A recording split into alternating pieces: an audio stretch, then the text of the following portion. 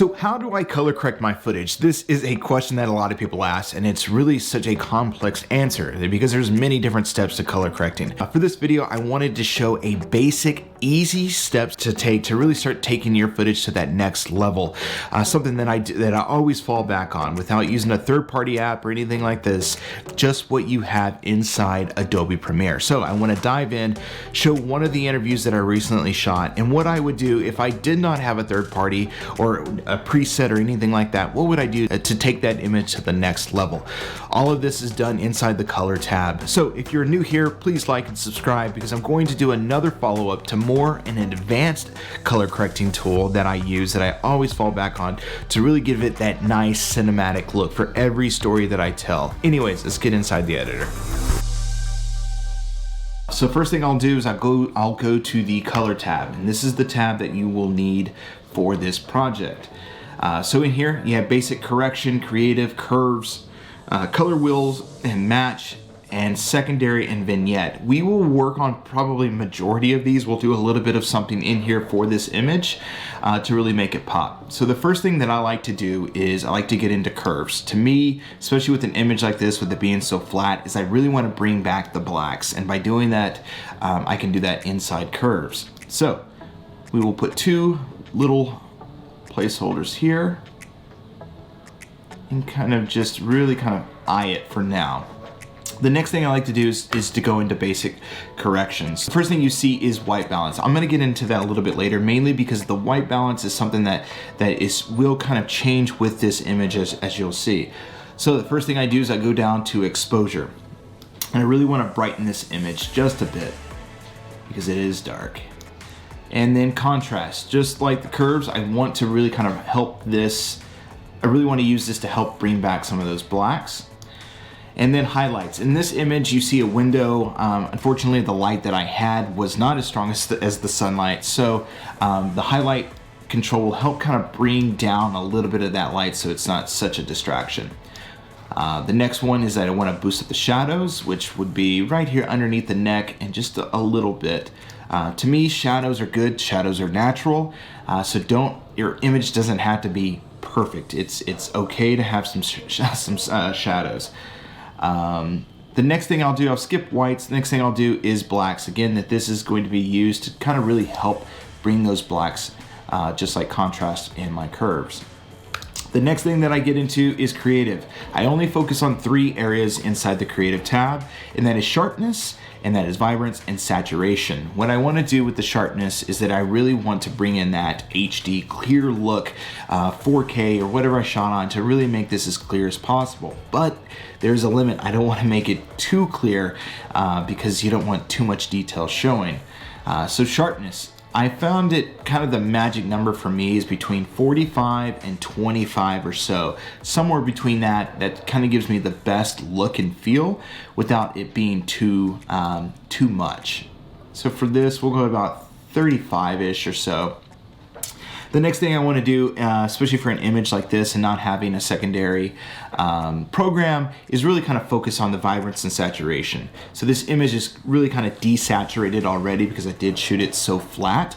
So with this, I'm going to boost these up to really kind of bring back some of that color. And for now, that's pretty good right there. With boosting that, it does bring some of the yellow tones. So that's the reason that I kind of wait for the white balance to kind of see what all of this is going to look like. Now I'll go back and I'll adjust my white balance and kind of go opposite of the yellow for the temperature and go blue. Add a little bit of blue. Again, the only thing I'm really focused on is the skin tone. I want the skin tone to look as natural as possible and nothing that is blue or nothing that is orange. So I just want to find the fine medium there, and we're good there. We'll adjust the tint just a bit, and I think we're pretty close there. All right, so the next thing I do is I'll go into the HSL secondary. This is one of the tools that I just absolutely love because I can really select a skin tone or just a color to really hone in on this edit. So on this, I will select the plus tab, eyedrop with the plus tab, and just go over and select the skin tone. The next thing I do is I do color/gray, and what this allows me to do is this allows me to really kind of hone in on what I want, the details. So I want more of the face and less of the room.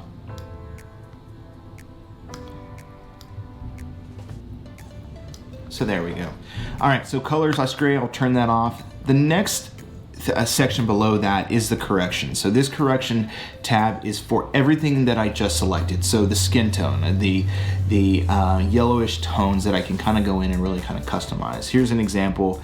Here's the saturation off, and that's just focused just on the face and skin tone. Here's saturation all the way up. So everything that is that skin tone, you can even see outside the building, all of that changes. So obviously we don't want too much saturation or anything, but we want just a bit to really kind of bring the color up to help make it pop. So that's without it and that's with it. So as you can see, we brought a little bit of color back in her face to really make her pop.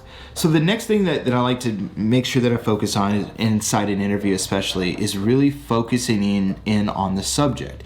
In production, I use cinematic lenses that give me that nice depth of field from the background that really kind of just leaves the subjects in focus and tells the viewer where to watch. Another tool that I like to do to add to that is add a vignette. Nothing that's too much, because too much it can get a little cheesy, but just enough to really kind of make the subject pop even more. So the way that I do that is I take the amount and I boost it all the way up. Just to get it set up. I'll take the feathering and I'll turn it off because I want a hard line to see where this vignette's going to be. I'll adjust my mid to where it's around my subject, and then I'll adjust the roundness.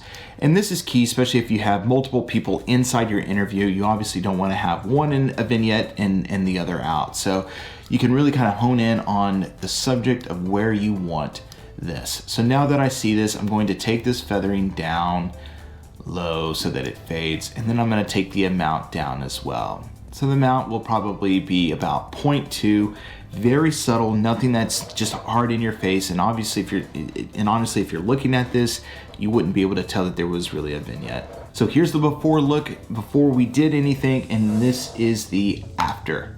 So as you can tell, that there is a big difference in that, and those are just quick, easy, simple steps that you can start doing to really take that image to that next level without any added programs or anything like that. Just something you can do inside Adobe Premiere. So be sure to like and subscribe. I'll do an advanced coloring video on what I do to really give it that more of a cinematic look and feel that I do for all of my stories.